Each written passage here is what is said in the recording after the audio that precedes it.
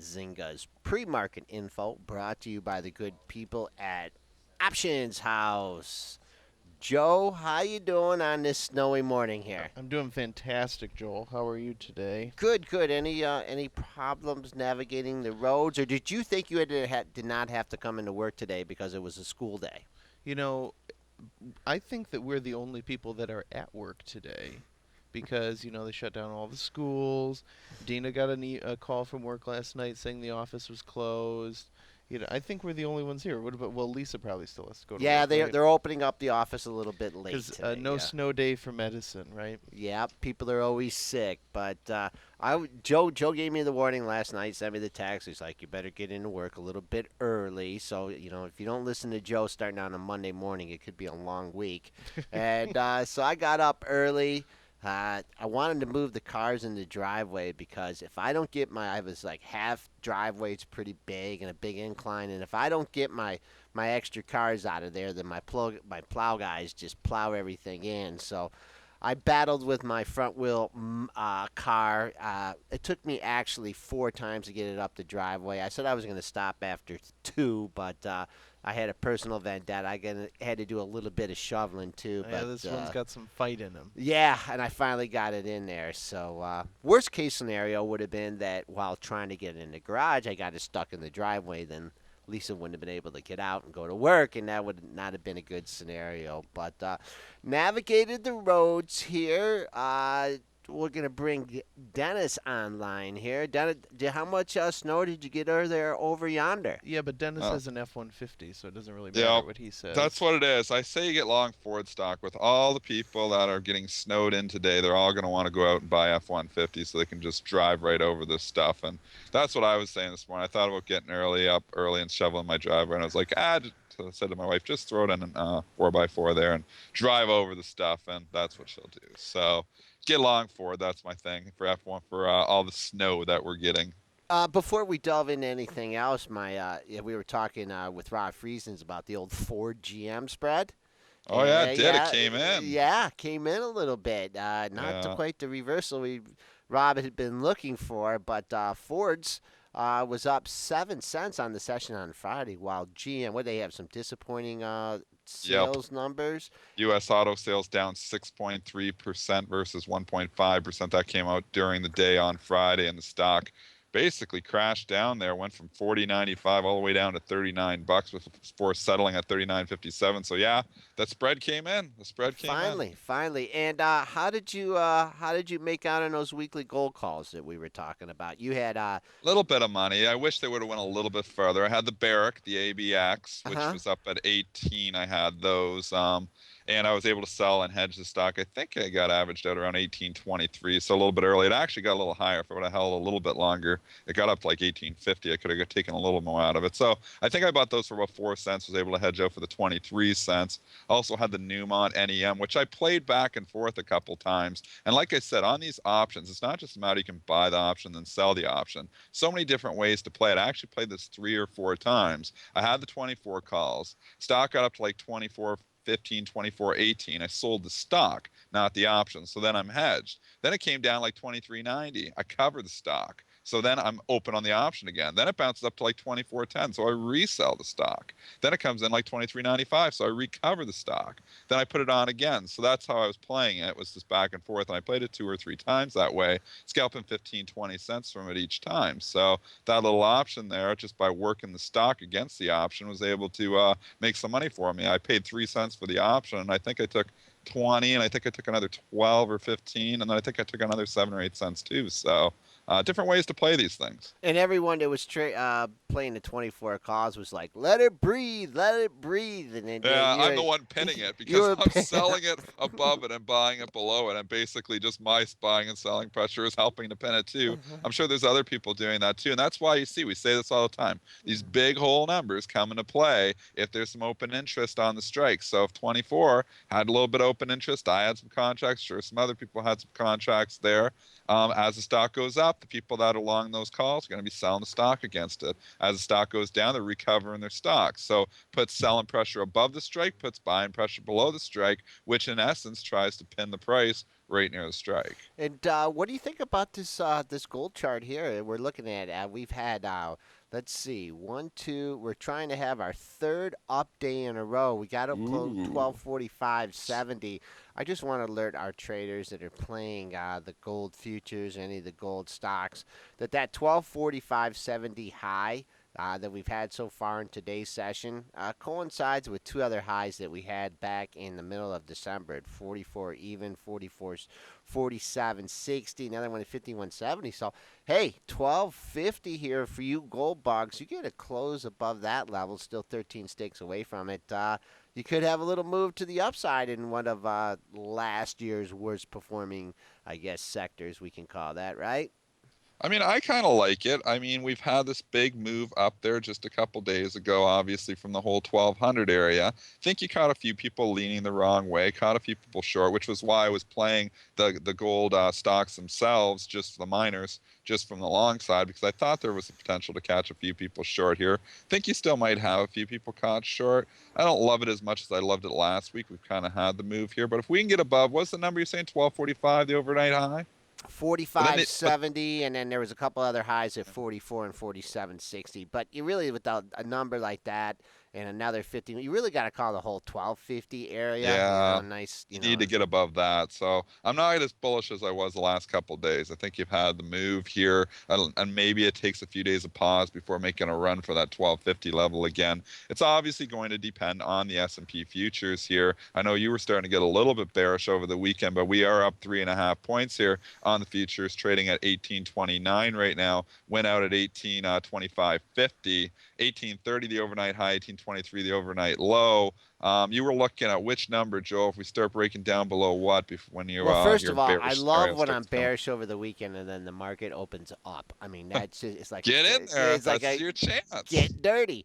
What I was Dirty. looking at was the multiple lows that you had in the market at the 18. Look, I'm gonna get the handles right all week this week. At the 1820 level, you had. Let's go back to Thursday and Friday. Thursday's low 21.75. Friday's low 20 and a half, and that coincides with the Christmas Eve day low of 20.50. So that's a whole triple bottom down there. Major, major support there at 1820. So I won't get real bearish until we take that out, but it'd be nice to have a running start into it. If you're playing it from the short side, just real quickly before we move on, we got a lot of upgrades and downgrades. Whoever. Crude, boy, got shellacked last week, but trying to put a double bottom in place. 93.86 was your low from Friday, 93.91 here. And if you go back to the beginning of December before the run up, you had a big high at 93.96. So $94, absolutely huge level for crude this week. It has not been a good year thus far for crude. We started the year up at that $98, $99 area, and we've lost $5 in the first couple of trading sessions here this year. So crude definitely been under pressure. And the individual stocks, like looking at ExxonMobil, looking at Chevron, those have been slightly under pressure here too with the sell-off in crude. Exxon put in kind of a double top up there, the whole 101.5 area, and it's been kind of drifting down, and now it's had 2 days of lower highs and lower lows and lower closes here. Chevron, kind of the same story, but is consolidating. It's had 2 down days, but not looking quite, as weak. It actually closed fairly strong there on Friday, closed at 124.35, but it's kind of looking toppy in the whole 125 area. Yeah, Exxon, who had a little run up while Exxon and Mobil. Let me get them straight here. Exxon had a little run up. Chevron was a lagger. Now Exxon's come down, but Chevron is still hung up there. The level I'm looking at in ExxonMobil, 99.14, 99.39. So split those, call those 99 and a quarter. That'd be a critical support level for ExxonMobil. And then for Chevron, still kind of up there near all-time highs here.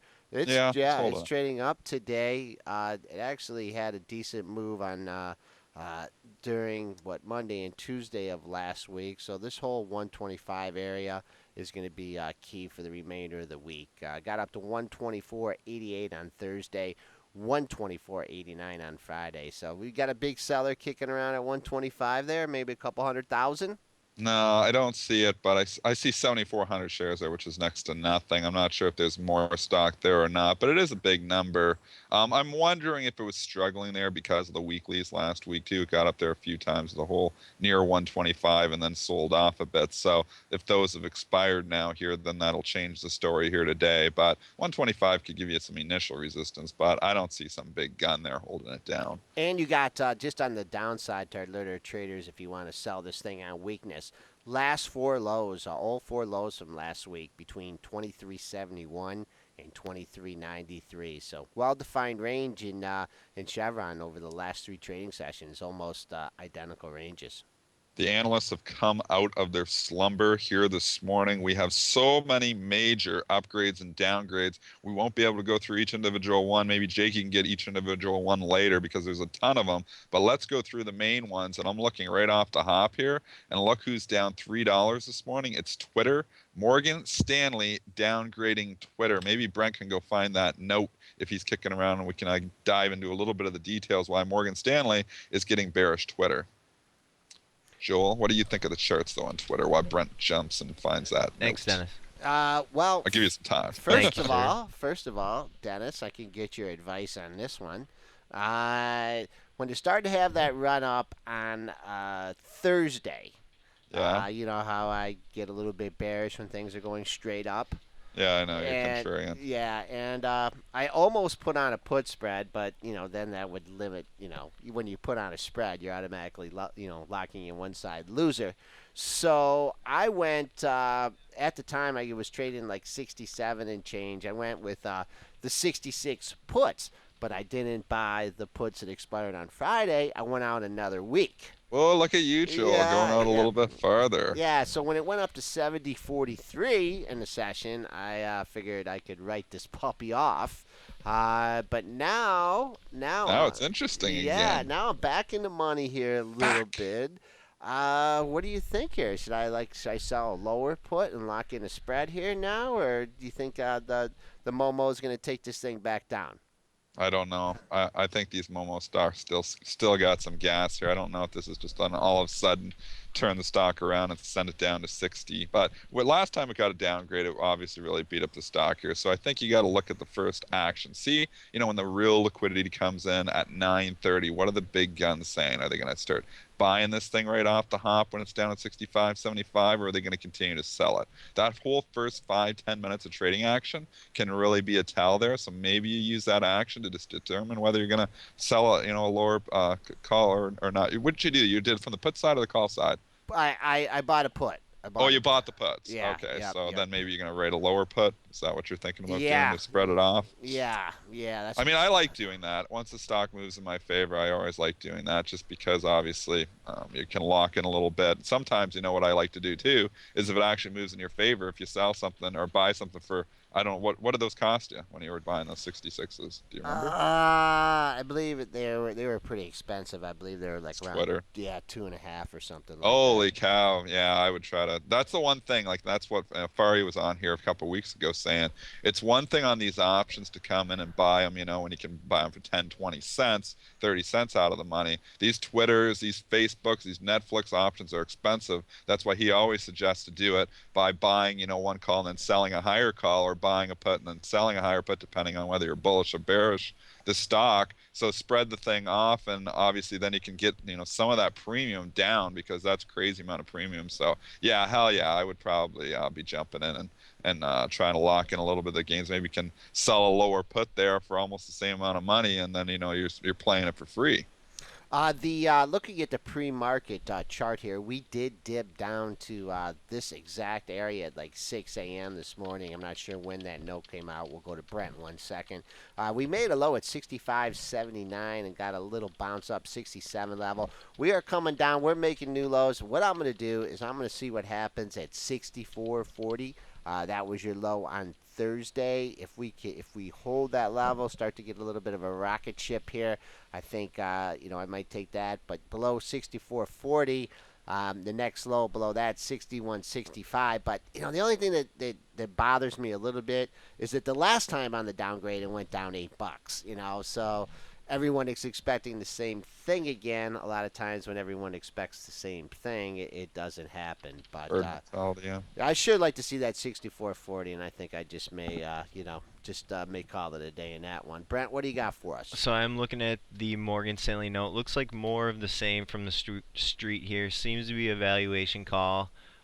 We did have a $61 bull case scenario from Morgan Stanley, so they're saying, hey, the stock's up over 50% in the last month, now trading at a premium to peers, and looks like the main sort of citing there that the Morgan Stanley does is he's looking at online ad revenue intensifying, saying that TV ad budgets are more likely to go to larger distribution platforms like YouTube and Facebook before they go to smaller platforms like Twitter.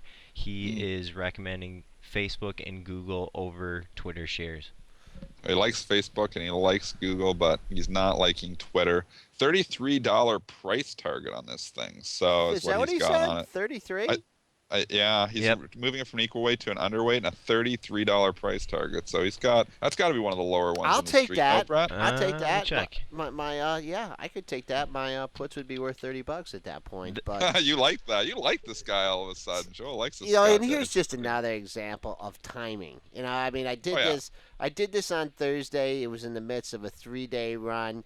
If I could have just, held, one more day on, You and did the gone, next day, you'd be then up big time. then in I'd this be trade. then then I probably would have been able to buy like the 68s for what I bought the 66s for, and I'd be 2.5 sticks in the money, and I'd be covering the thing and calling it a week. But Let's go look what they were trading for at the close on Friday. So they're options, probably I'm just going to look because I've got the closing prices from Friday. And you bought the you're on the weeklies though. So the January. I don't have the weeklies in front of me. I'm not prepared enough for this. 66s.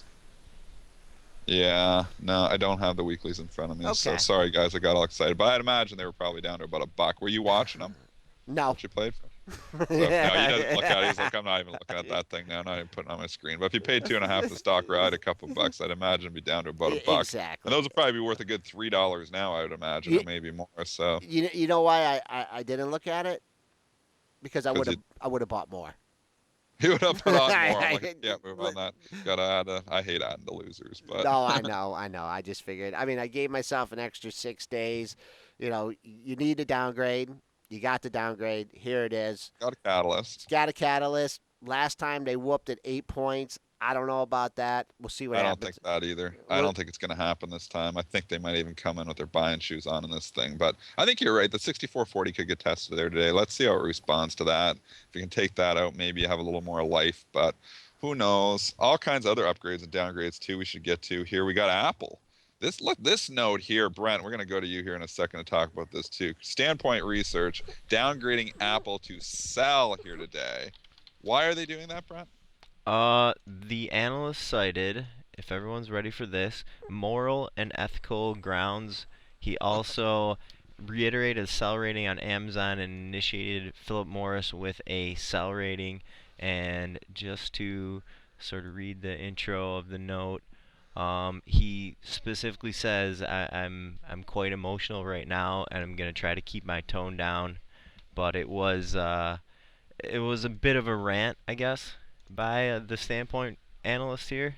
So I'm sort of warning to maybe take this one with a grain of salt this morning. But I mean, nonetheless, it is gonna affect the sack a little bit. So it's definitely noteworthy. Stock is down $2. It had a terrible day on Friday, 553. I know you were eyeing that stock through 550, Joel. It blew right through the 550 straight down to 540. So forget about the 540s. That's what it did last time, was in the 540s too. Just blew right through the entire 540s. And now we're trading the 539s here, right at 538.81 here. What are the technicals saying on this thing? Well, first let's look at the pre-market low. Yeah, I actually, why buy a put on a stock that's actually going down? I like to buy puts on stocks. You get a good price. And if this guy's doing things on moral grounds, I wonder what he's how he's covering these marijuana stocks. Yeah, I wonder what that's his moral stance is on that. We made a low at 533.33. is smoking pot immoral? I don't know. I just this guy. It's illegal in 48 states, but I don't know if it's immoral in any of them. preacher Preacher Dennis is on the pulpit Yeah, here. there's no problem with pie. I mean, you might go to jail for it, but I don't know if God has a problem with it or not. Okay. Anyways, we're getting on a tangent here now. Now we're gonna have everybody going crazy. 30, Apple. 33.33 pre-market low. Getting a nice bounce off that. We got a $5 bounce off that. What I would look at, you closed very weak on the day, 540.43 low, 540.98. So I'd use that area as resistance if you were looking to, little wiggle room, see what happens at 540, 541. A lot of air above that. Also adding to the negativism in Apple in Barron's over the weekend.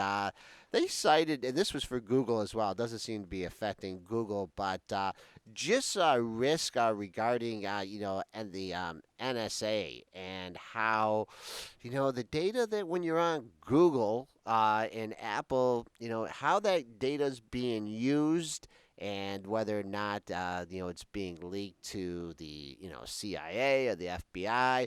I guess there's also some concerns coming up from China regarding this. And boy, I tell you, if one Apple or Google gets linked to NSA or national security concerns, boy, what could that do to the stock?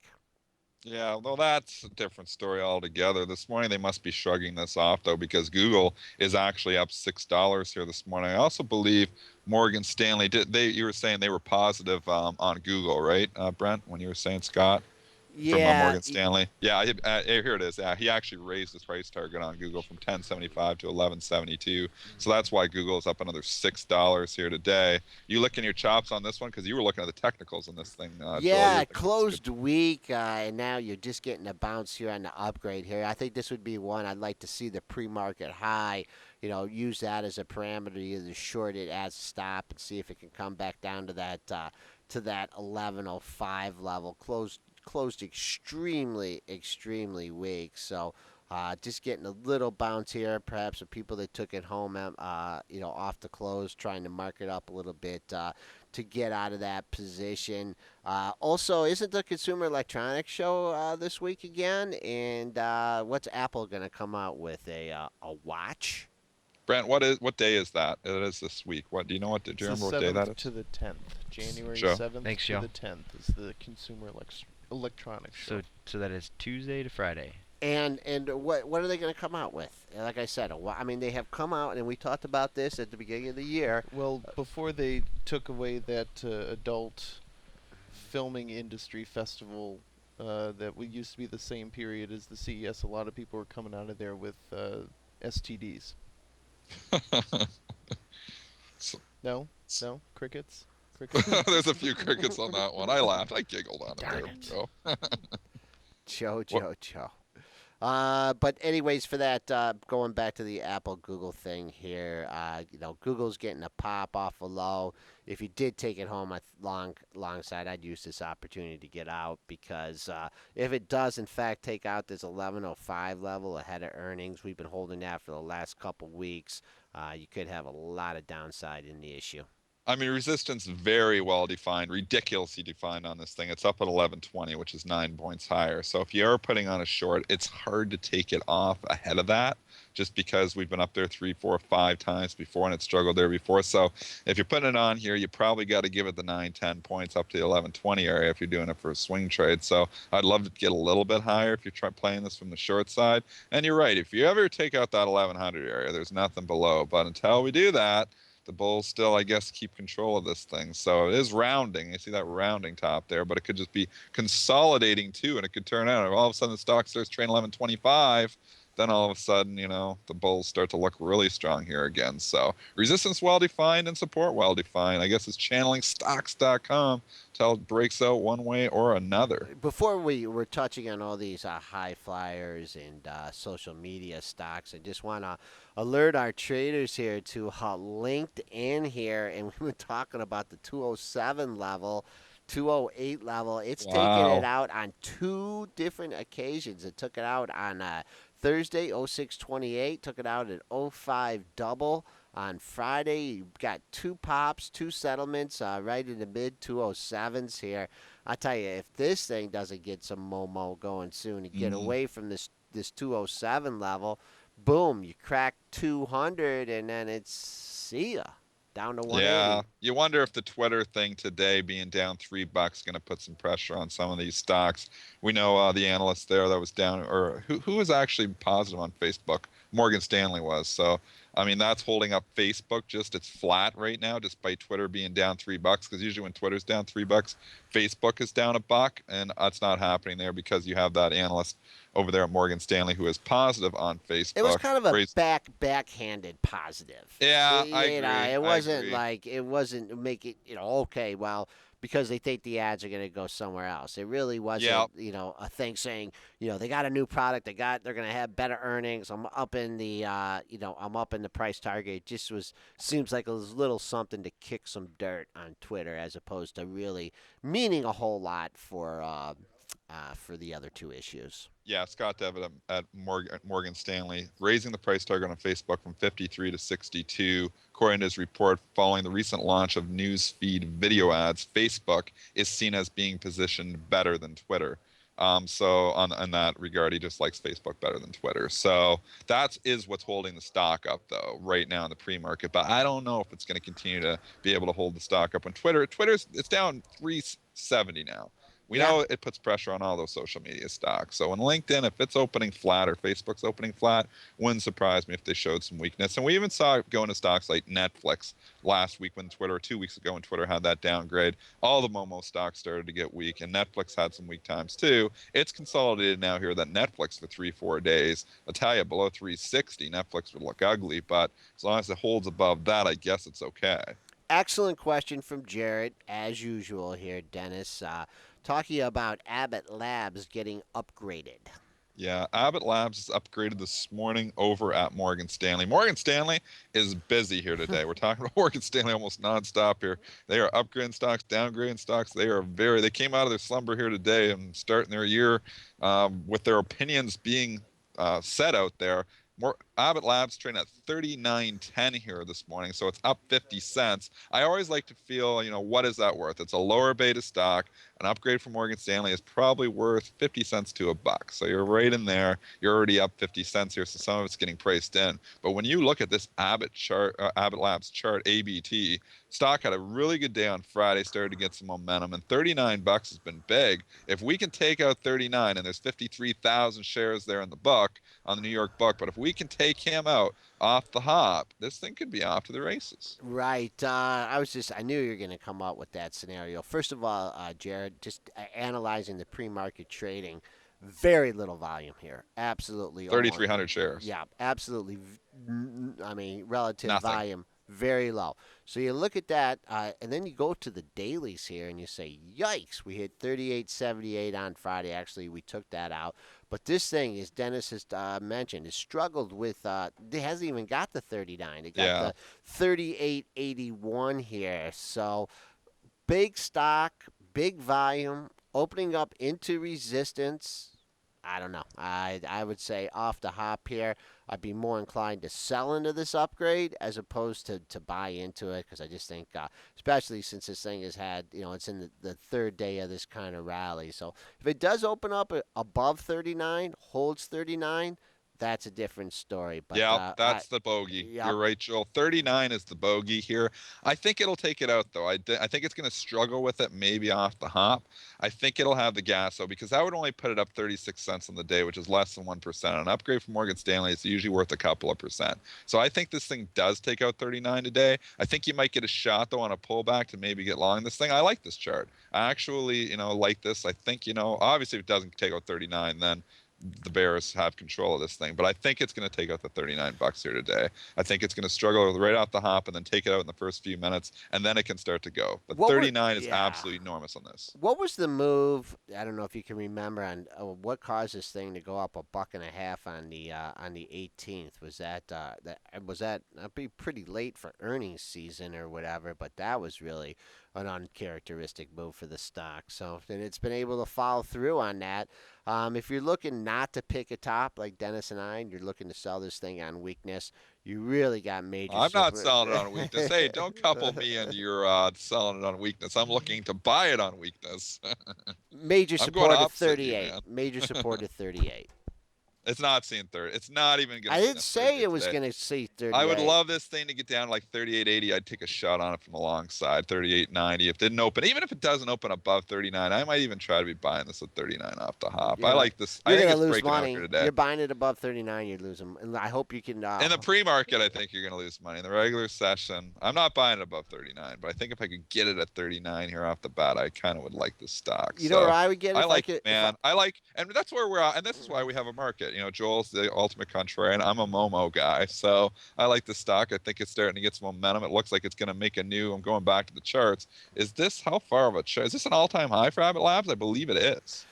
It is. It is. Because Yeah, remember, yeah, an they all time. spun off ABBV. It used to be like a $78 stock, and they spun off ABBV. So when you do the adjustment and everything, this is an all-time high for Abbott Labs here. I love getting long stocks that are making all-time highs. Same reason that Chris always, so we had him on the show there last week, Chris Banier, and he says there's no pain up there. There's no reason. There's no other people that are down in the stock from those prices up there, and that means there's a lot of air above here. Well, you also So could come down, fill the gap. 38.78 was Friday's high with a 64 close. So if you do get some people choking on the 39, seller off the open, they push it down 20 cents. That fills the gap, and then you're protected at the close, 38.64. So I'd be more inclined to buy it at 38.80 than I would at above 39.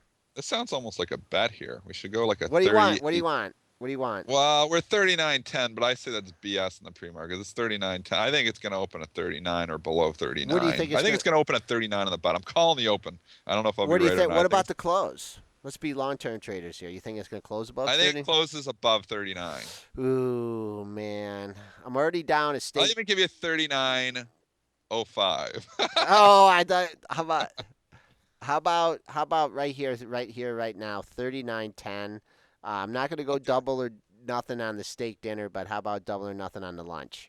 Okay, I'll do double or nothing on the lunch. I say close above 39.10. You have below 39.10. If it closes at 39.10, I then win. I win. no, you want the 39. He No, wants it's okay. right. It's okay. 39.10's a scratch. I got to be All fair right, on that. so So we'll keep. look at this. We got a trade even here on the pre-market. Jared, was that enough of explanation for you on Abbott Labs? We kind of went both ways on it, so it's probably If I- confusing you He more. knows 39 is the number. That's for sure. Okay. And he All does. right, we got a few other ones. We got Goldman Sachs busy here this morning in the solar sector. They are downgrading First Solar, which I actually like the chart of it. Ooh, this was a bad call last week. I was like, the First Solar is starting to set up nice. I like the little breakout. Goldman Sachs is punishing. I didn't buy the thing, but they're punishing my call there on it today because they're downgrading First Solar and they are upgrading SCTY, which is Solar City. So Goldman Sachs putting the pair trade on First Solar, downgrading SCTY, upgrading. It looks like this was a sector-wide call. It looks like they initiated coverage on the solar sector with an attractive view, and setting that sell rating on First Solar looks to be notable here if they're going to be bullish on the rest of the sector. So they were bullish on which other ones, like TSL. I see it trading up, Trina Solar. It looks like I'm only seeing comments on First Solar, Solar City, and then Sun Edison, which is the former MEMC. That one's going to remain on the conviction buy list. Okay. And then I see him mention SunPower. Looks like those are kind of EWR. it looks like those are kind of the only specific names that they mentioned, but the entire sector with an attractive view. Besides First Solar, which they downgraded. You and I, Dennis, we both were getting sucked in on Friday. I remember this. And I also looked at this thing when it got above 58. Remember we were talking to break out above 58. So when it broke out above 58, I was going to look at like take a ride maybe on the 58 calls just for the day or whatever. And by the Yeah. time I pulled up the quote in the options, it was below 58. And I'm like, and I just said, okay, I can wait. And I never did end up touching them. I'm glad I didn't here. But now look where you're opening into, though, here. You're really opening into some super major support here. You go back, you had a low at 54.01 on Thursday, and then you go back in early December, and you had a bunch of lows in the higher 53s, the mid 53s here. So I'd be keeping an eye on this one. If this holds 53 and a half off the open, I'd be inclined to fade the Goldman downgrade on this one. The low was 53.57 in the pre-market. So interesting chart on that one. It's been consolidating, and now it's at the lower end of the consolidation. And they like SCTY, huh? They're going for the Elon Musk stock. Let's take a look at that one. That one, Up $6 here today. It's up no. 11%. Is there anything else on SCTY? Is it just the Goldman upgrade that's propelling this thing higher, or was there other news on this thing? Because that's an incredible move to That's pop 11% on a ridiculous. GS upgrade. Oh, come on. That's got to be wrong. I There's mean, got to be more news. from neutral to conviction buy, that's at least Big a move, two but notch. 11%. You, Uh, I don't uh, know. I don't know. Price target raised up to $80, so they're really bullish this thing. I don't Whoa. know. We know Goldman can move the stocks, but look even where you're opening into. You got a couple highs up there. 65.30. Was that the all-time high? 65.30. So you're basically Yeah. breaking out to new all-time highs here No right now way. in SCTY. Do you want to take a wager on this one, Dennis? I Uh-oh. don't. There's no I'm way. not going long this thing right up here. It's too far, man. $6, 648. I'd got if you're buying pullbacks, maybe, but I'm not chasing this thing $6.50 right now. No way. I I'm more bullish than bearish, but man, no way am I I guess I should chasing have this thing bought up the $6. SCTY calls instead of the. There you go. But Yeah. we just talk about how Goldman moves stocks, and I've written a couple articles lately about Groupon here. And you see this day, then we tick down to 840.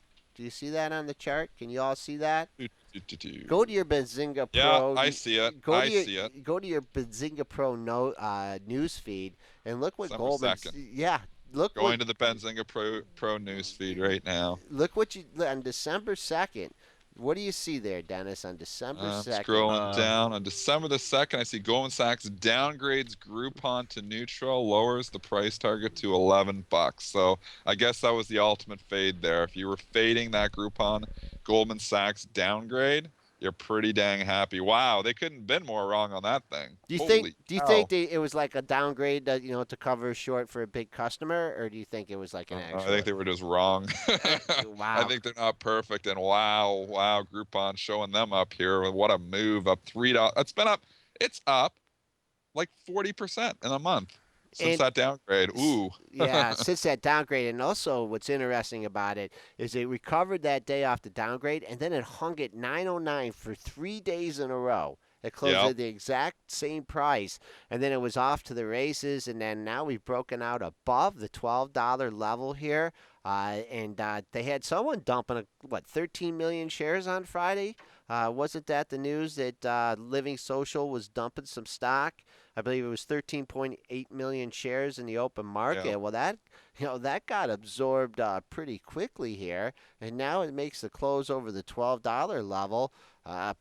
It stays up here above $12. You could have a breakout. You did have a high. Oh, exactly matches it. 12.19 was the high on Friday. 12.19 was the high on December 26th here. Groupon here battling back. Perhaps you get above, hold this 12 for a couple days, and I really don't see any resistance until your May high of 14.93. We were talking about the big winners and the big losers of last year. Well, here's a big winner. The stock started the year down at $5 and closes the year up at 12. So Groupon, one of your better stocks, there quietly went up 150% there last year. Looking back, even in October, it was down. In October of 2012, it was down to $2.60. And everybody, I remember coming out saying, "Oh, this company's done. This is over. The story's over." Not so fast. From $2.60 up to $12 here now. Groupon is back, and the stock actually, you're right, looking pretty good on the charts there. So everybody's been kind of leaning the wrong way on this one, and they've probably started as a short squeeze, and now it's starting to get people interested in this thing as Don't well. look now, but my Twitter puts are in the money here. Oh, are they? Where are they Oh, now? They're well, down to they did. 64.93. Wow, it's under $65. Man, what's Facebook? Are they? Yeah, Facebook down 50 cents now. So you knew it probably wasn't going to hold up here just because this is too much pressure. If that LinkedIn, that hasn't really even traded here today. Just traded a couple hundred shares, 207.50. But if those things open flat, man, you got to think there's going to be an opportunity there. I'm scared of all these Momo stocks right now. Twitter seems to be the leader of the pack. It starts selling out $3-4 here. You got to watch your Netflixes. You got to watch your Facebooks and LinkedIn's, obviously, but you got to watch the Netflixes too. You got to even watch the stocks like Tesla and stuff because sometimes these things can follow suit, and that's not good news here, even for the overall market when Twitter's falling $4. Okay, what else do we need to cover before we get our guest on? Well, we were just saying, you were saying even in Barron's, and they were highlighting some of the best stocks and the worst stocks from last year. The best Dow stock last year, Boeing, Yeah. BA, it was up 81%. Worst Dow stock, the only loser in the Dow last year, which is crazy, was IBM. It was down only 2%. So, it was a really good year when you had 29 out of 30 stocks in the Dow closing higher, and the biggest loser was only down 2%. The interesting thing about Boeing, and I'm trying to bring up a longer term chart here. What was it? They were having all those problems with the Dreamliner. Remember Yeah, when it that? was down in the 70s and 80s, Yep, and I remember a couple, and I can't remember what analysts beginning of the they were. year. I mean, I know we always, you know, bash analysts here, but I can remember this thing came down hard. I can't remember. Was that at the end of 2012, Dennis, when that It Dreamliner was stuff? actually at the end of 2012 and early 13. So you can look at all that consolidation we had around 73, $75, and they had a couple gap downs there at the end of 2012. When remember the plane, there was a fire, and then there was another issue. It Oh, was like that's right. three issues there.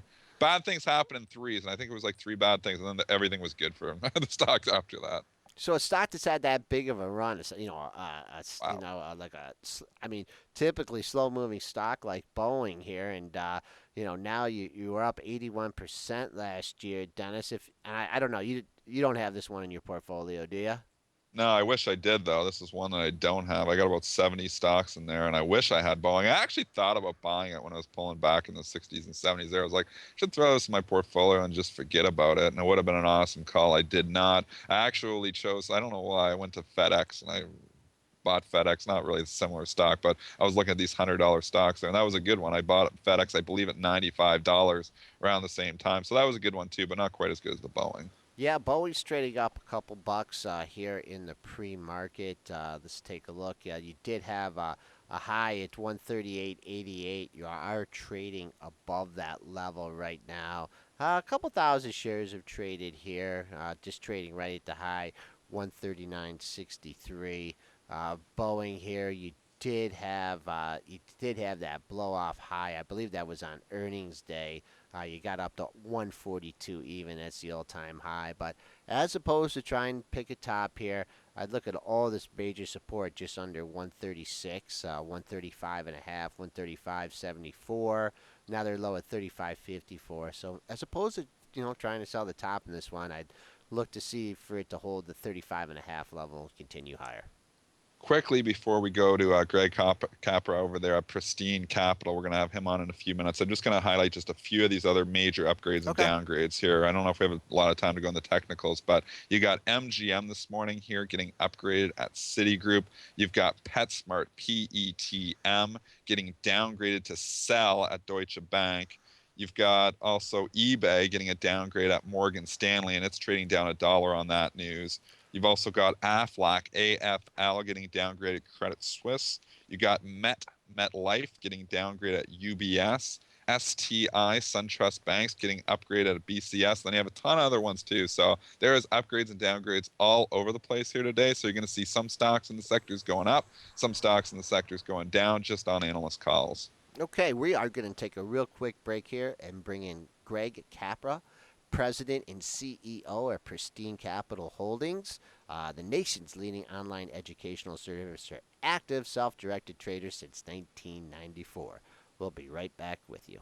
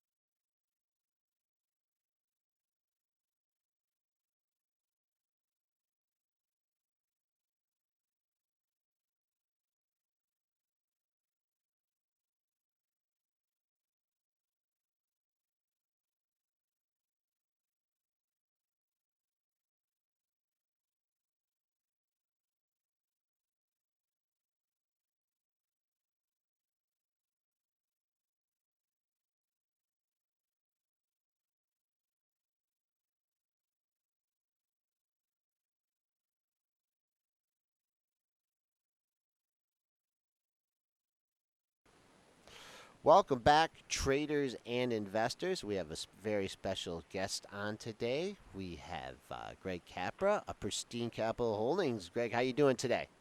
All right, Joe. Good morning. Thanks for having me on. No problem. Dennis, you want to give a shout out to Greg here? Greg, what's going on here this morning? I hear you're down there in Florida because we're up here in Detroit, Windsor area, and we are just snowed in up here. We had a blizzard come through here, dumped about or 6 to, I don't know how many inches we ended up getting, about 8 to 10 inches anyways of snow. So it's just not a lot of fun up here. So when you're saying you're in Florida, I'm all jealous of you. Well, you know what? I did my time up there in the You Northeast. did your I mean, time. I spent the majority of my life up there in New York, and I've dealt with a lot of snow, and I feel for you guys. Okay. We're still doing time up here. Yeah, real quickly, could you just give us, your education, just market background, give people a little idea where you're coming from? Market background, or you want the whole story? Cole's notes. Both. All right. Well, I started out thinking I'm going to be an accountant. Started going to college at the time for accountant, and believe it or not, I was like, this isn't for me. And I was tinkering around with race cars, and my parents said to me, look, if this is what you want to do, go to school, get an education, do it the right way. I went to an automotive school in Denver, worked there for a while, not there. When I came back to New York, eventually opened up my own place, and from there is where my new life started, so to speak, learning about the stock market. As I was doing well in the automotive field, making money, I wanted to invest it, and started learning about the markets. I mean, from watching, remember Louis Rukeyser and Oh, yeah. any kind of information I could get my hands on. I mean, it was the dark ages of information about Wall the market Street Week, back right? then. Wall Street Week? Yeah, it was a great show. Yeah, I used to watch that with my dad, Paul Lefevre and Louis Rukeyser, and Right. yeah, that's we're dating ourselves again, Greg. But I think so. This will be all Right. funny. go ahead. So from there, it's like starting to find out where can I learn about the markets, and there were newsletters that you could mail away from. There was no internet back then. So I remember. I mean, come on, legends of of the markets back then. Joe Granville used to write a newsletter. I don't know if you're familiar with Michael Jenkins, kind of esoteric stuff, but really interesting writer. And I learned, I opened up an account with, at the time, a retail broker, Prudential Securities. And the broker I was using, I said, hey, can you send me the technical analyst book that you guys get that say what the recommendations are? And this was like, for me, there was like finding gold. And this is when Ralph Acampora worked there. So I would look at the charts and try and make sense out of them. And I said it was a tough time for trying to find out any real guidance about the markets back then. So it was really a process of trial and error. And I guess it still is to an extent. People now have an overwhelming amount of information. So I guess there's a trial and error trying to find out what makes sense for them. Okay, so you mentioned your profile that in your early trading, you used a set of tools and they really didn't work out that well for you. You decided to change your style around. What did you focus on in your early years of trading? Well, again, it was just trying to figure out what works. So you just look at, you open up a program. There were programs back then. Open up things, a program, I think it was Dow Jones Analyzer Plus was the first program on a 286 computer downloading data off a 2400 baud modem. I mean, it was, caveman's time, as far as trading in the markets. But, you open up a program and you see all of these indicators, and a lot of them are the same ones that there are today. So you start toying with the stochastics and the RSI, and, you draw lines on charts and try and figure out, is this support because I connected the dots, so to speak? Is it going to stop there?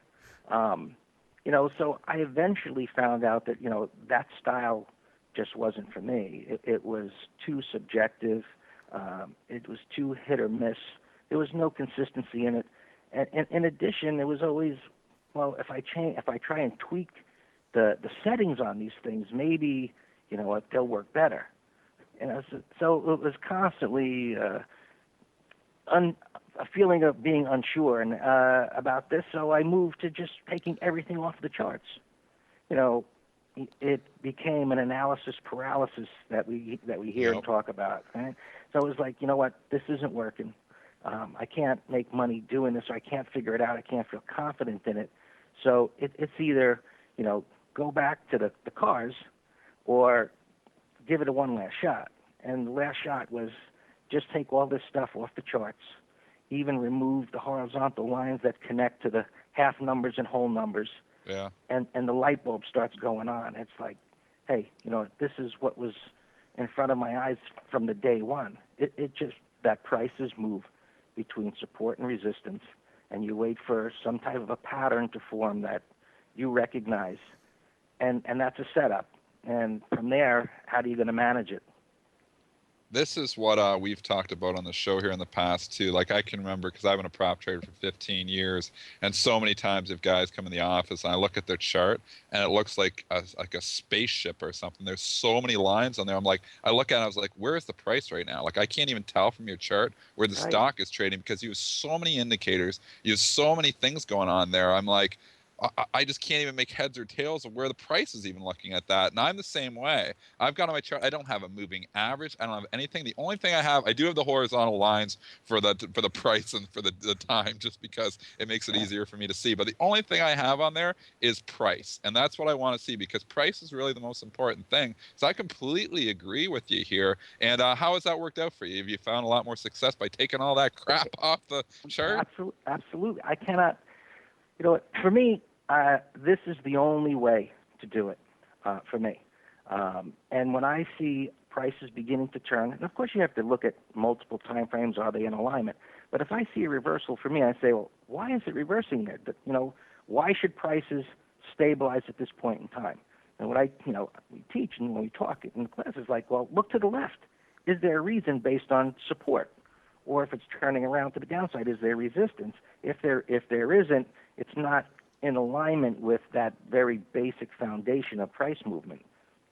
So was there like a really bad trade that you remember, or something that just shook you out? Say, hey, I have to try something else, or was it a series of bad trades, or did you blow up your account? What made you finally say, hey, enough with this canned stuff? If I can't create something on my own, then the heck with it. Yeah, well, I never blew up the account. You know, I was conservative enough or intelligent enough to some point not to do that. But I did do some, well, let's just say, gambling or shooting from the hip type of trading. And the most memorable trade that you say what changed things was that I was dealing with a broker. We picked up the phone to place trades, and as I gained some confidence with a little bit of knowledge, as they say, a little bit of knowledge makes you dangerous. I started trading OEX options, and this was over the phone many years ago, and I was trading hundreds of contracts at a time. And believe it or not, don't laugh, but I mean, he would give me the real-time quotes, but I had a little monochrome monitor there that had delayed quotes. Maybe the indexes were real-time. But anyway, I mean, one day, I had some luck doing it, and things just fell apart and lost tens of thousands of dollars at one time, and it was like, what, one of those points in time where it's like, it's in your face. And I had the realization, look, if you're going to do this, you have to, and I didn't have a real understanding of trading plans at the time, but it hit me that you have to do this in a professional way, just like you've done your other business, not just say, hey, I think the market's going up or down today. Well, based on what? And, that just started a process of just searching for information and trying to figure it out. And, I tell people, you just have to have a passion for this, because the markets will beat you up if you don't have a plan. I mean, you just be taking losses that they have no reason to them, based on your approach, and that's what sets up the whole psychological thing, and people thinking that there's something wrong with them versus they just don't have a trading plan. And that's the key, is to come in and have a trading plan. So how do you approach like your your trading day here? Like you see a nice setup, let's say you see a pattern, you talked about patterns before, or you see something. How do you approach that? Do you like go in there saying, look, I'm going to make 5% to lose 2%? Do you set risk rewards? How do you set up that whole trading plan? Well, sure.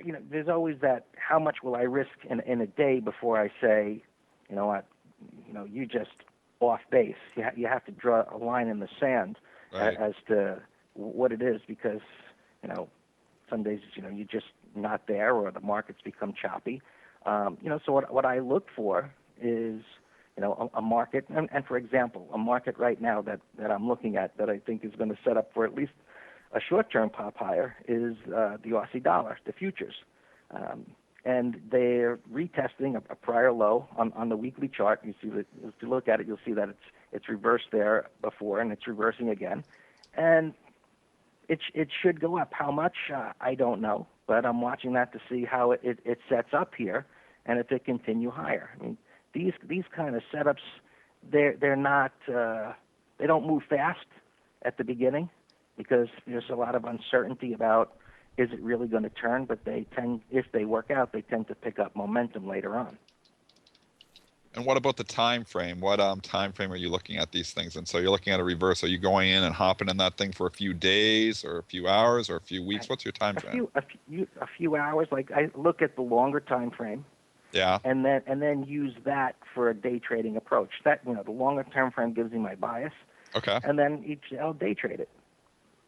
So you're primarily in and out during the day. Are you taking stuff overnight too, or you're just using those longer term time frames just for the day? Not in the futures. Not in the futures. With stocks, I'll do that, and primarily for a longer term approach. And this is not an opinion about what others should do. It's just my comfort level with holding stuff longer term is ETFs. Okay, and you're talking here about your progression of time periods where during your setup trade. Just me give us an example, like in a stock, and give me the stock, and then if you're looking to set it up for a day trade. I mean, are you first looking at the dailies, the weeklies, something a little bit longer term, and then do you go into a more shorter term chart once you're actually in the trade? Exactly. If you want to give me a symbol, I'll tell you exactly how I would look at it and consider setting it up. What should we do, Dennis? Should we throw him under the bus here? Throw a Twitter thing at Yeah. him or Okay. something? All right.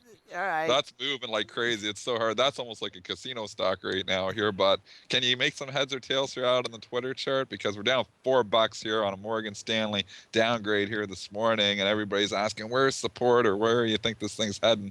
What do you think there on Twitter? Well, there isn't a lot of data on here, so the monthly chart is there's nothing. Useless. The Right. weekly chart is basically useless. All right. Well, we picked the wrong stock. We should pick so up I mean, the daily chart here, it's in an uptrend. If you look at the pullback, while it was a little violent, it stopped right at what we call minor support, the prior high that it had overcame. So the retracement was normal, and now it's moving up toward the prior high, where their sellers are going to be. And where the markets are at right now, to me, it makes sense that this is stalled.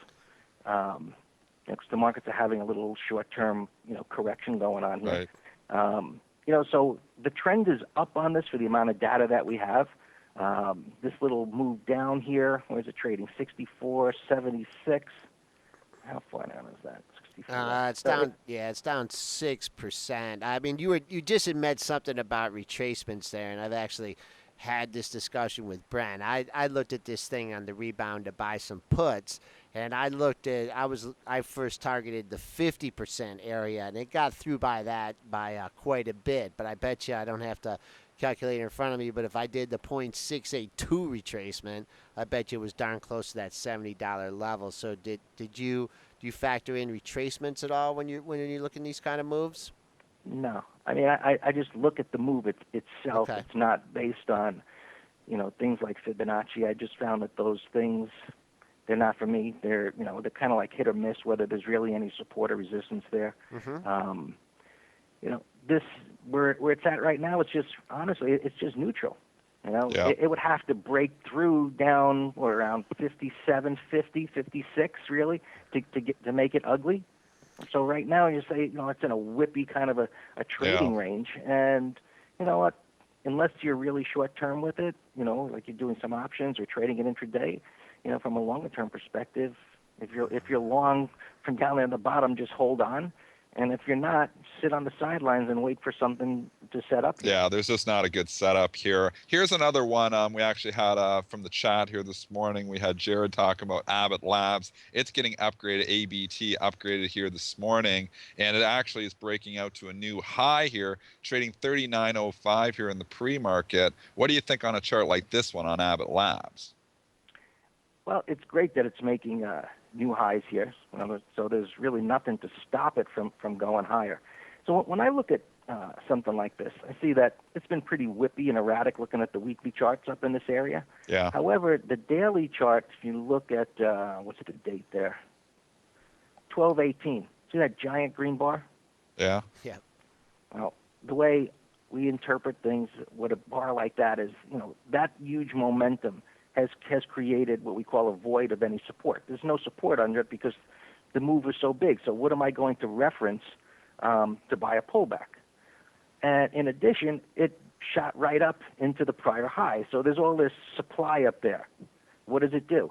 It goes sideways, meaning the traders don't have a reference point to buy it on a pullback, but they're buying it anyway. They see the resistance there. Sellers are selling into it. People are buying it anyway. And now it's moving up. It's exactly what you want to do if you're bullish on the stock. So now you think this thing gets out? Do you think this thing, are you a buyer of breakouts? Like, are you a breakout trader too on stuff like this? No, I'm a buyer on pullbacks or if it consolidates up here and then breaks out, fine. And it's got to stay above $38, not even come close to it at this point. Right, that was level I had talked about. So you've developed your pristine method. I mean, have you had to tweak it with changes that we've come about in the markets with with decimals and high frequency trading, or has it been pretty much sticking with the same model the whole time? It's been the same. The way the method. So as you say is. Look, you have to recognize what a trend is and what it is in multiple time frames and say, well, what, if it's trending up on the monthly, the weekly, and the daily, and it's pulling back toward areas of minor support and holding it, it's just bullish. If it violates the trend in, say, the daily time frame, well, you've got short-term trouble there, and so you have to make adjustments for that. So does the method change? The method of interpreting trends and support and resistance is never going to change.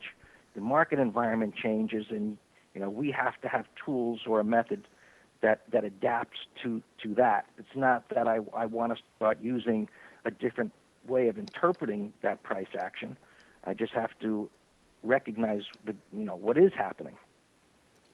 What's your overall outlook here for 2014? We've pulled back a little bit here from the highs at 1844, and now we're back down 1830 here. But it was one of the best years for the market in a long time, followed by an awesome year even in 2012 here. Do you think this rally continues here, or are we just too overextended? It's my philosophy and what I've observed over the years. What becomes extended gets more extended. And that has been what's happening, but who's smart enough to know where it ends? I mean, plenty of people thought, in the late 90s, the internet stocks were too high. Yeah, eventually they crashed. The markets came down. But there are telltale signs of when the turn begins to happen or when it actually happens in maybe other places than where you're looking, meaning, we go back to those points in time where the markets had bear markets and big losses. The yield curve inverted.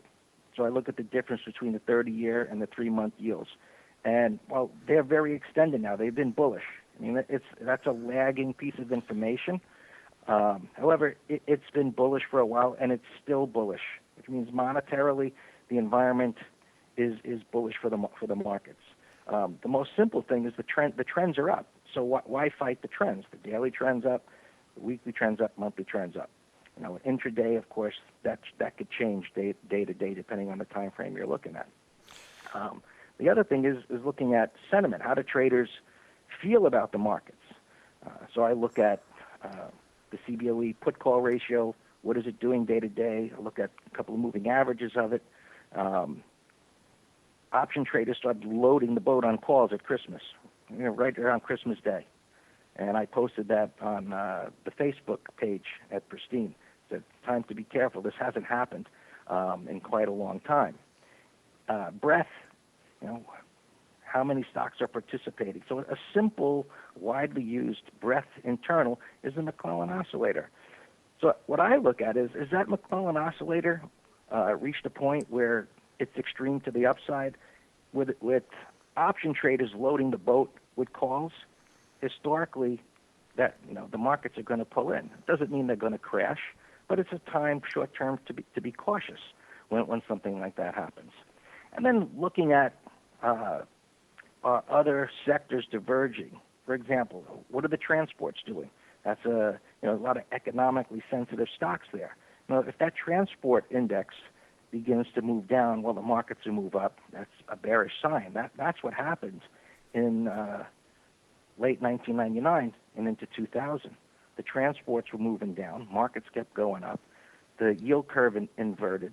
Everybody was bullish on the market, and we know what happened. Okay, well, you've talked about your evolution in trading and how you've learned from your mistakes, moved on, developed your own indicators and patterns and whatnot. So we have people that are in the chat room that are looking to get involved in the markets. What kind of recommendations, readings, how do you suggest they go about learning about the markets? Well, I think the first thing that they should do is not focus on the money. We all do that, but that's going to limit their advancing. I mean, we all come to the markets because of the money. I mean, that's the bottom line. But unless they develop a trading plan that they feel confident in, it's just not going to work. So, however they get some education to different methods and then find out what works for them, I mean, that's the starting point to doing that.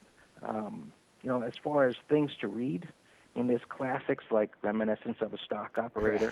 I really like the book. I like books more with stories than the kind of dry information. Yep. So, When Genius Failed by Lowenstein, that was a great book about even when you're a genius, you can be susceptible to human shortcomings and not follow your plan.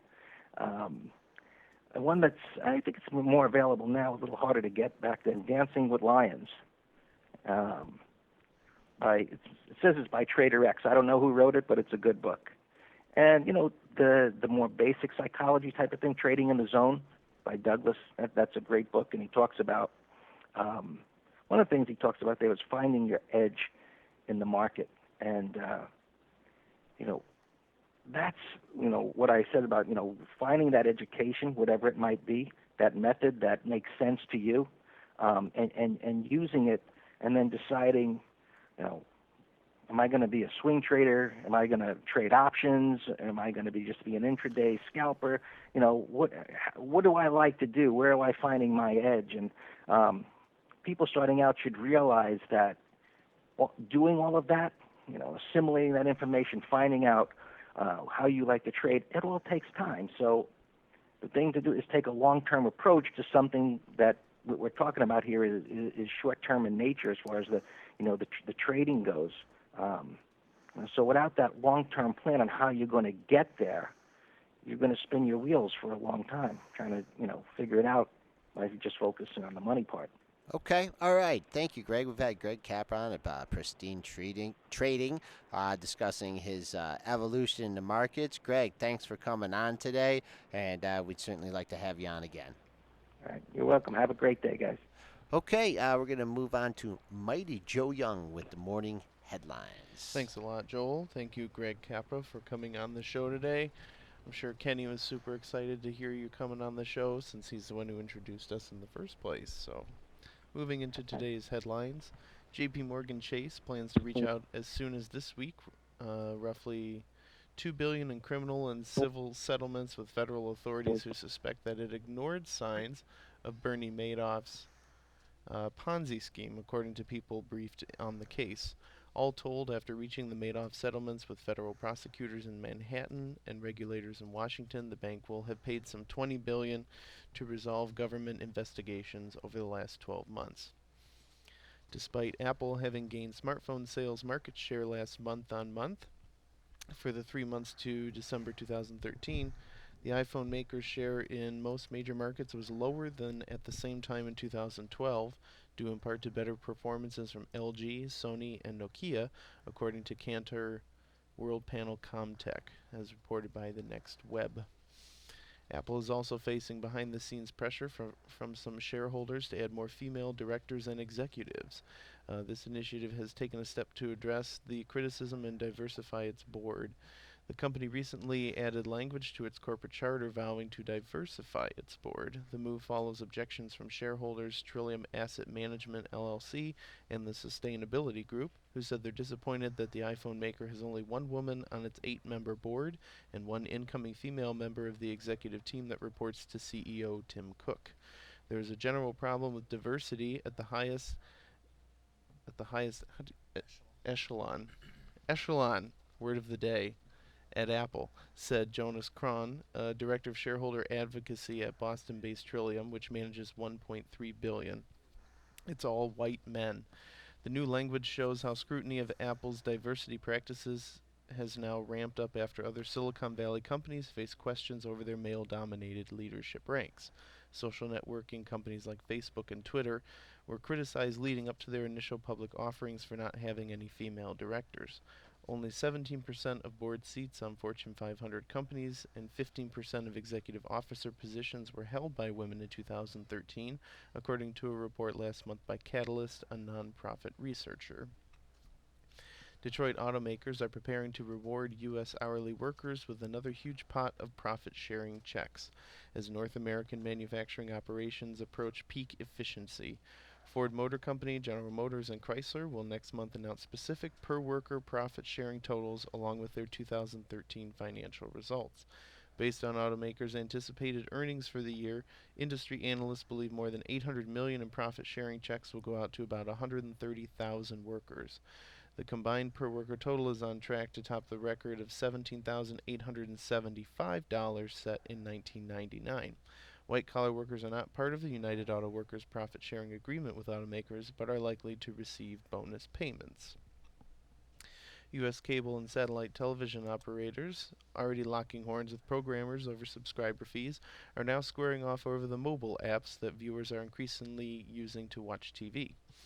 Reuters says that internet-based services such as Netflix have gotten millions of viewers accustomed to catching shows on tablets and phones. And as the incumbents are getting in on the act with apps of their own, that has become a sticking point dragging out major programming negotiations, as in the case of Dish Network and Walt Disney Company, which are trying to reach a new rights agreement. These disputes increase the dangers of further blackouts and may mean delays in the development of apps that combine the content, technology, and marketing muscle of both sides of the industry. Men's Warehouse is raising its offer for Joseph A. Bank to about $1.61 billion and taking the bid directly to its rival shareholders. It also plans to nominate 2 people to the Joseph A. Bank board. Men's Warehouse disclosed Monday that it is now offering $57.50 per share for Joseph A. Bank, up from its prior offer of $55 per share or $1.54 billion. Joseph A. Bank rejected the previous offer in late December, saying that it was too low. A malware attack hit Yahoo's advertising server over the last few days, affecting thousands of users in various countries, an internet security firm has said. In a blog post, Fox IT said that Yahoo servers were releasing an exploit kit that exploited vulnerabilities in Java and installed malware. Fox IT is an internet security firm based in the Netherlands that focuses on cyber defense. It estimates tens of thousands of users were affected per hour. Yahoo said it is aware of the attack and is monitoring and blocking such advertisements. Most of the attacks were limited to Europe and did not affect Asia Pacific, North America, and Latin America, Yahoo said. Additionally, users using Macs and mobile devices were not affected, the company added. Liz Cheney, whose upstart bid to unseat Wyoming Senator Mike Enzi sparked a round of warfare in the Republican Party and even within her own family, is dropping out of the Senate primary, according to a statement she prepared Monday morning.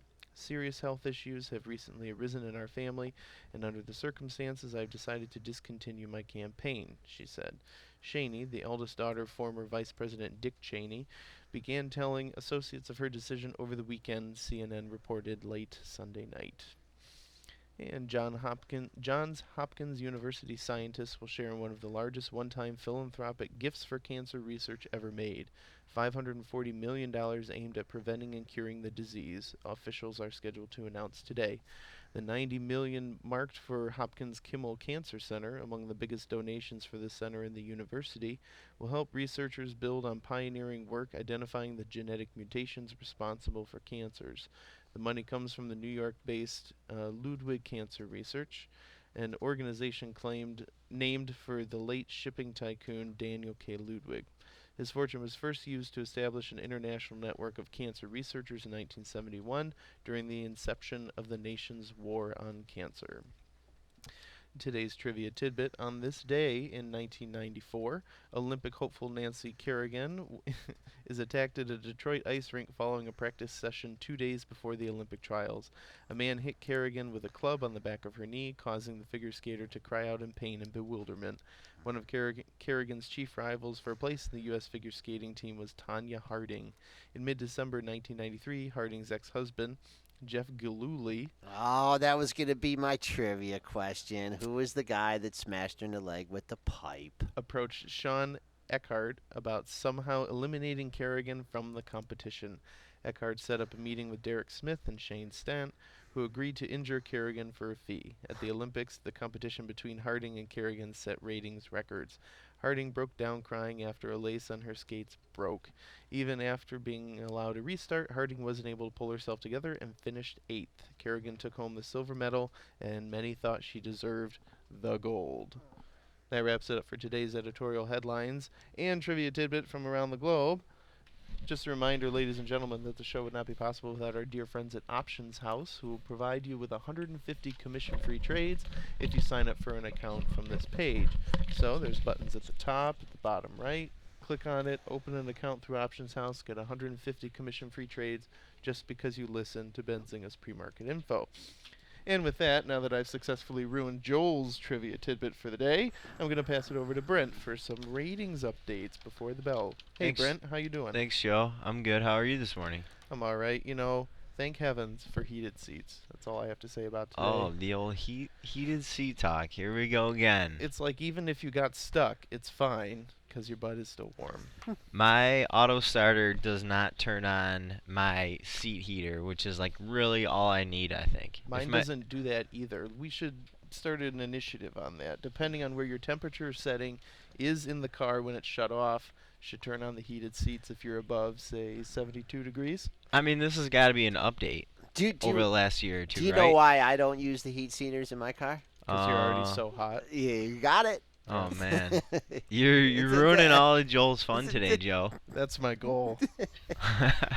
2014 New Year's resolution. Ruin something for Joel every Poor day. guy. Well, I was going to say a particular part of me was very warm. That's why I didn't need heat seaters. Ah. So, but anyways, Brent, what do you got for us? All right. As we were talking about a little bit earlier, there was just a ton of calls this morning, upgrades, downgrades wise. Analysts were sort of getting back from the holiday season and kind of putting their calls out. So a couple of the top upgrades this morning. We did have a call on the casino, gaming and casino stock, Citigroup upgrading MGM to buy, also upgrading Win to buy. I don't think they made a call on LVS. Let me check that really quick. That would seem odd to me, but it looks like they just made a call on MGM and Win. Wind's been on a roll. Win has absolutely been on a roll. I mean, I'm pretty sure the entire casino and gaming group has just been doing pretty awesome recently, but specifically Win. Win is breaking out new all-time highs. Well, not quite yet. Had a 199.88 high on Thursday. Couldn't quite get there on Friday here. Now trading right back up 198.39. So let's keep an eye on that that 199.88. Perhaps perhaps an institutional seller kicking around at that $200 level. Hasn't got there in the pre-market, but look for that to be a resistance level. Alrighty. We also had, let me see. We also had an upgrade on shares of SunTrust from Barclays. They moved that rating to equal weight. We did have an upgrade on shares of Medtronic this morning. That was at JP Morgan. Stock is now rated an overweight rating. St. Jude Medical getting an upgrade to an overweight rating at Morgan Stanley. And one of the calls which is getting the most attention, I guess at least price action wise this morning, is shares of SolarCity getting an upgrade over at Goldman Sachs. Goldman Sachs is probably the most notable firm as far as moving stock goes on the street. This morning they are adding shares of SolarCity to their conviction buy list. That is pretty much the premier list that you want to be on as far as analyst coverage goes. So we have shares of SolarCity trading up. It was trading up more than 11% a little bit earlier. It's coming back down, up over 9% currently. That still has it just under the $65 level. That is, we still haven't hit. Okay, we still haven't hit an all-time high. Is that correct? No, we Okay. did actually in the pre-market. We got over the $66 level, Wow. 66.60, and Dennis and I were showing a little bit of bewilderment that it was actually trading that high, $2 above the all-time high, former all-time high 65.30. So you have pulled back a couple sticks on that. Perhaps some of our option house traders are out there whacking Solar City when it was out near 66. So I hope they yeah, did. big up, big rally overnight. If you're buying this thing off the open, just don't fall in love with it here. Huge gap up, decent volume, but I'd still use, now that we're trading back below the former all-time high 65.30. I would still keep that as an important level. Wow, I'm just looking through the upgrades this morning. I'm looking at my handy dandy Benzinga Pro calendar, and there really is just a ton of upgrades and downgrades this morning. I do have to cover a few more. Actually, at Halliburton getting upgraded to outperform at Wells Fargo. Ingram Micro getting upgraded to overweight at Barclays. We have, let's see, shares of Regions Financial being upgraded to buy, and also shares of Huntington Bancorp getting upgraded to equal weight. The Regions Financial upgrade was at Deutsche Bank. The Huntington upgrade was at Barclays.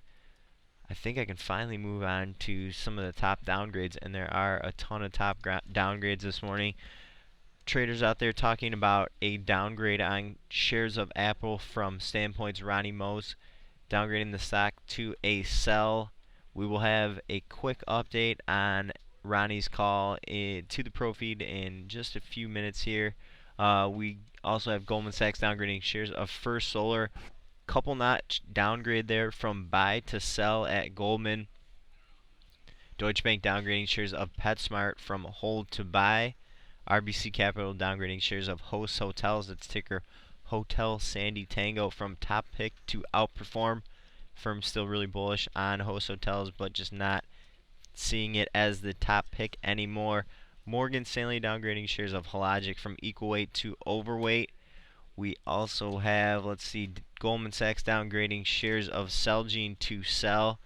We have an eBay downgrade this morning coming out of Morgan Stanley. Firm now rating the stock with an equal rating. And one more out of Morgan Stanley. We did have a Twitter on shares of downgrade. Firm slapping an underweight rating there. And what was the price target again, Joe? $33, I believe. Oh yeah, oh yeah. $33. So they do have quite a bit of downside that they see baked into the stock here. Wow. I'd like to see that. I would like to see it. So we're at about $65 right now on Twitter, right? 64.98 the last print. Let me take a look at the pre-market low. I was looking at this pre-market low is 64.57. You see that one? Yep, 64.57. For continuation, make this a really bad day for Twitter, though. You got to take out the 64.40 level. I see that was the low back on Thursday. But meanwhile, when we've been talking during the show here, the S&Ps have staged quite a nice little rally rally. here. Maybe Jake can figure out why we're rallying here sure. in the pre-market. Jake knows. Jake knows these things. One stock I wanted you to check out real quick, Joel. We did have some breaking news on FedEx while we were doing that interview. FedEx announcing an accelerated buyback plan, also announcing that it will offer $2 billion in notes, and we do have FedEx shares up almost 2% this morning. What do we got? Now over 142.50.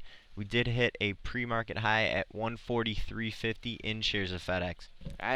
Yes, and the all-time high for the issue is 144.39. That was your high on Thursday.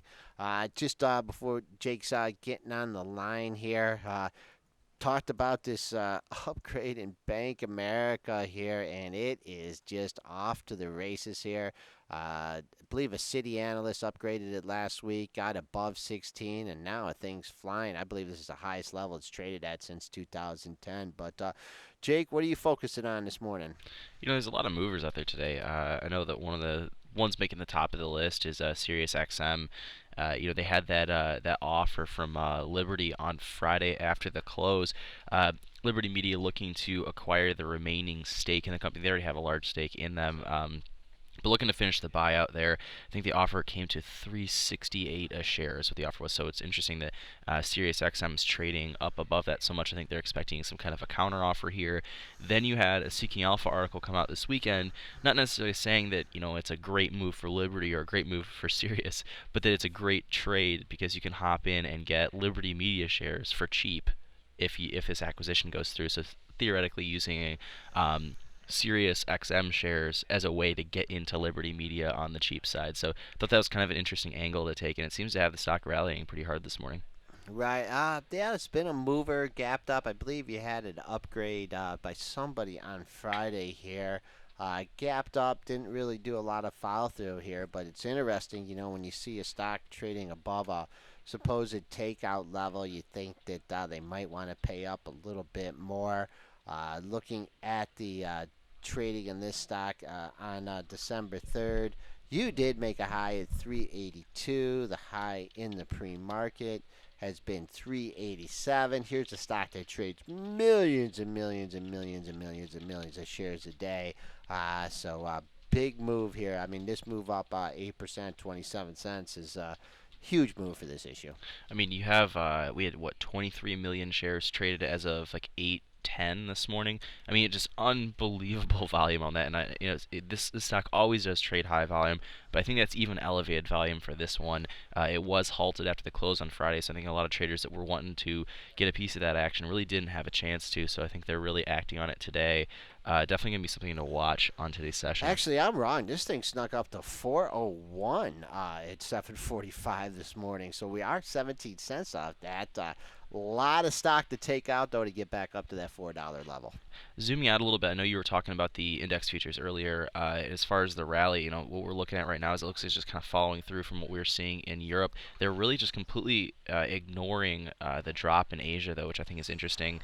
Wonder if maybe it's so many traders just snowed in. They just want to bid something up with a huge snowstorm. That's hit the Or United States. maybe they saw my article talking about the chilling effect of the January effect so far and how we were coming close to major support, and they figured that they needed to get it off that support here. But I just want to alert our traders that are trading the S&P futures or components related to that. We are coming right up at Friday's high. Friday's high in the session in the S&Ps was, I believe it was 1833 high. That coincided with a bunch of lows that we had in the prior week. So old support, new resistance. Really got to bust through this 1833 area to have a real good day, get back up to 1840. Got to look at Solar City now. Sandy Charlie Tango Yankee. For anyone that's following along on their own charts, saw an upgrade from Goldman Sachs this morning from a neutral to a conviction buy. They didn't just go for the buy; they went for the conviction buy. And I know we got that update from Brent earlier, but we did see a price target bump to $80 from that. Shares are up over 10.5% right now, above $65. Really running now. We've seen a lot of volatility in Solar City. It's come down as far as the low 30s. It's been in the high 50s. Joel, what do you think of this one? I mean, obviously, when Goldman comes out, you're gonna get some Yeah, action, but I kind of have to say I'm SOH on this one, sitting on hands, because just a gap up like this. I think the much more interesting chart and what our traders should be paying attention to is this first solar stock here. Was on the other side of the Goldman downgrade here. Boom, boom, boom. 54 is just a huge level. You made a low in the session today at 54.08. You've had a couple other lows at 54 even. Another low's kind of 54. 53, 58. And since I was thinking of buying the 58 calls on Friday, this is like a bargain, buying the 55 weeklies or something. I'd holding the consolidation, breaking down. Solar City's off to the races. I'm not going to touch that one. I'd have to wait a long time before it to fill the gap. But I think the play's in the first solar here. At least you're buying it on support. You have a reference point. I'm just interesting kind of looking at First Solar as it's actually where I was headed next. Goldman Sachs did drop it to a sell rating from a buy, so a big drop there. Goldman's setting up some kind of a pair trade. I don't know exactly what they're thinking here, but we did see an option alert back on the 12th of December. Somebody buying $22 puts on First Solar, 22 for January, and they're buying them for a penny. So they bought 7,600 contracts of this at 1 penny. I mean, obviously that's not exactly a very expensive hedge, but was somebody just panicked that First Solar was going to randomly go out of business or something like I that? don't know. I mean, that's the kind of option move I would make. That's just ridiculous. It's so ridiculously out of the money. It's like, let's throw down a couple $100 if things go our way. We walk away with a couple million. I don't know. Yeah, I don't see. Maybe it was a fat finger trade or something. I don't see any reason for that. Yeah, maybe they just misplaced a zero or something. We are seeing some action in Twitter this morning too. I think Twitter is one of those stocks we just have to keep going over. I know it's kind of like Tesla, where there's so much action and it's hard not to talk about it on the show. Down over 5.8% this morning on a downgrade from Morgan Stanley to an underweight rating while maintaining their $33 price target. The company did have. They've always had that $33 price target. It was from equal weight, so they dropped it down to an underweight. The report wasn't anything that crazy. Morgan Stanley basically just saying that the valuation's not there. That even if you're looking at the ultimate bull case, or at least this is what their bull case was, I think they're seeing $61 a share. So now that it's sitting around 65 and has been for a while, they're just not seeing the risk reward being worth it, even in their most bullish scenario. So Twitter trading down on that. Dipped below $65 a couple of times. What are you thinking here, Joel? The Twitter here, making a move. Just it bounced off the 64.40 level here, so a little bit inclined to looking at to hold throughout the session and perhaps rally. Comes back, dips under 65 here. I think you'll find some welcome buyers. Another one we saw. I mean, analyst ratings are really dominating the market this morning, and they're really coming out on some big names. So I know last week we had them kind of jumping into the market towards the end of the week, and I think now you're really having all the big shops come back and try to remind everybody that they do exist again. eBay falling down this morning on a Morgan Stanley downgrade to equal weight and a $57 price target, which I think is interesting because that price target is still above where it's trading right now, yet they're downgrading it to a neutral equivalent rating. The price target was dropped from 58 to 57, so not a huge drop there, and especially with how much activity we saw in the e-commerce sector for the holiday season. It's just kind of interesting to see this. But eBay is trading down over 2%, so over a point, sitting around $52 right now. Joel, any thoughts on eBay? Yeah, you didn't get it. You opened 52.37, only got up to 52.46, pulled back to the 52 level. Really no major support in this thing until you get under the $52 level. Perhaps 51.56 was your low on December 18th. If in fact you did come back and trade back over that 42 of 46, 52, 50 level, then I'd have to, perhaps have a change of heart in that. But looking to purchase it on weakness here, 51.56 was your low on December 18th. Kind of interesting. I'm looking at someone bought a massive call spread of 12,200 contracts back in late December 24th, right on Christmas Eve. It looks like the $55 and $56 call spread. So not sure if that's gonna come out to anything, but they were looking at January for that. So I think they're thinking it's gonna be kind of range bound. So it should be kind of interesting there. Also seen some action in Zynga this morning. Not seeing a whole lot of news on it though. I did see it moving to the upside. Let me see what else we can pull up on it. I haven't dove into this one a whole lot. I guess it's not up as much as it was. Still above $4, so I think that's kind of interesting as far as psychological, technical level there for you. Any thoughts on Zynga, Joel? Yeah, it's had a nice run, 3 day run here. Got to above the $4 level on Thursday and Friday. You got one close above four at 4. Well, no, you have not got a close over four since the 26 here. Just like to see it. It's holding right at 4 here. Opened up 406, hit 407, came back down to 4. You really got to wait here a few minutes, see if it can hold $4. If not, you could perhaps slip down to the close 397 or Friday's low at 391. I did find a headline on Zynga, and it looks like this is what's moving it. The company decided they are now going to accept bitcoins as payment. Oh. So we've got two of the most volatile things ever. You've got a social media name, and you've got Bitcoin put together. Remember how we were going to make that social media and or it was just going to be like the hyper volatility ETF, of all the most ridiculous names, and then it'll trade in Bitcoin. So that it just Just a, absolute most ridiculous ETF known to man. just a quick note, Jake, here before we get back to the stocks you're following here. The S&Ps did miss Friday's high by just 50 cent here. Got to 1832.50. So far early in the session, that Friday's high 1833, also the area of former support going back to Christmas week, is holding up as resistance on the session. Some other names I'm looking at right now. Yeah, Twitter's taking a hit, but those are kind of the main list of names I had set up there. But I am kind of taking a look at the S&P's up a solid run there. The Dow is up as well, as is the Nasdaq's, I guess, flat right now. So, Joel, any thoughts on the kind of the market as a whole today? I know that we're looking at we had some interesting action last week. Crude oil is up, gold is up. Everything's roughly up other than the Nasdaq, which is flat right now. I guess at 10 years down, but. And any thoughts overall?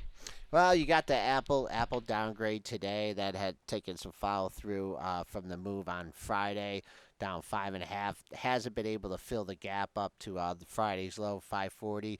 So you got Apple putting some pressure on Google, which is kind of the recipient of a backhanded upgrade on the Twitter downgrade.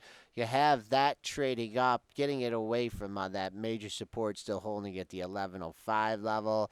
Yeah, the oil's trading up a little bit. What I'd like to word when we were talking about these financials, and you have right now shares of Wells Fargo making a new all-time high here at 45.74 on the session, pulling back. There was a cluster of highs at 45, 55, and 65. We've taken that out here. New all-time high for Wells Fargo.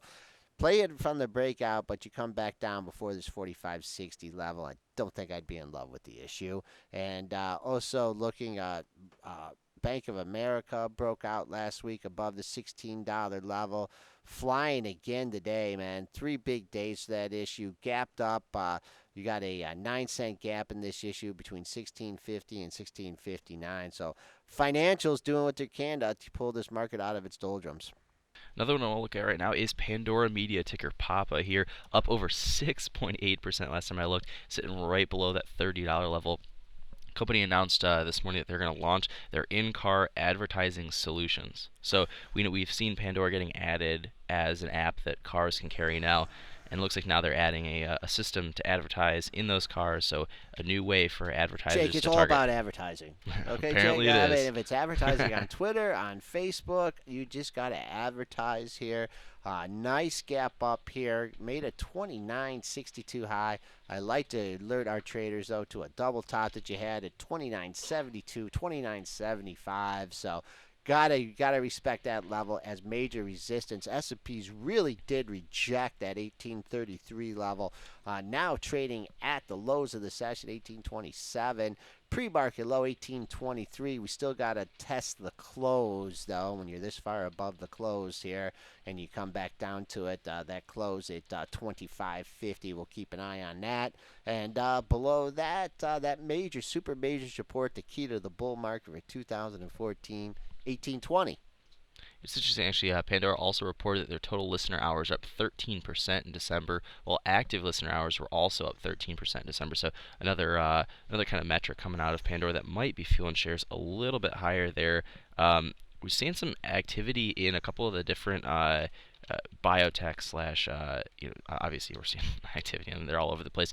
Mankind is up about 1.3%. Not a whole lot of news on that one, but there's a couple articles that came out today, looking at the biotech and pharma sector as a whole. We have a lot of ratings coming out there. So just kind of looking at Mankind sitting, steadily above that 540. I don't know if that's necessarily a level. Any thoughts on Mankind? This one's been one that we've been kind of watching, get kicked around a bunch. It's a $5 stock, so it's pretty, easy for people to trade around. Any thoughts on this one? Yeah, I guessed on a symbol on that one here. I mean, you talk about biotechs, you're definitely asking for volatility, even though this is a lower price stock here. Let's take an eye. It's busting up above well above the $5 level. Just made a high at 579. We have fallen back though below Friday's low at 559 here. So keep an eye on that early high 570. If we come back up there, should be good resistance again. Looking at this thing longer term, hasn't traded up at these levels since October of 2013. We did hit 584. So, couple levels to keep an eye on in Mankind. Another one we want to look at real quick is Ariad Pharmaceuticals, down over 5.5% right now. They did catch a downgrade from Citigroup. Citigroup was one of the banks that came out this morning rating a series of names. I'll get to another rating from them in a second. They raised their price target to 550. That's still over $1 below where we currently are. It's really kind of beating this one down. 670 is the last trade I'm seeing there. So, Ariad, holding steadily below that $7 level. Any thoughts here? Technically, I know we've had a lot of action in this one too. So this is kind of a name that I've been watching for a while. I mean, I'm just looking at that stick down. Look at that. That's absolutely brutal. Yeah, it's stocks like this when they have, I believe it was on a trial or whatever, when they have these kind of moves, on the downside, it's really, I guess you need to go out to a weekly chart to get a better idea like that. It's just hard for them to come back, because you've got so many people that are trapped in the stock on the long side. Any kind of rally back up is met with resistance here. You did get close to that $8 level. You actually had a high last week at 775, and that was also the high back in mid-December. So long ways away from there. The S&Ps are about to go negative here on the day session here. That early rally did not hold. We are now trading at the close, 24.75, 18.23, the pre-market low. If it gets back down to this 18.20 level, that is the key level for today and also for the remainder of the week. All right, I think with that, I mean we're towards the end of the show here. Just gotta kind of shovel out shovel out the news, and I think we're good to go there. News and the snow, right? Okay. All right, yeah, Chief. All right, yeah. Well, thanks for joining us for the broadcast today. We'll be back with you tomorrow.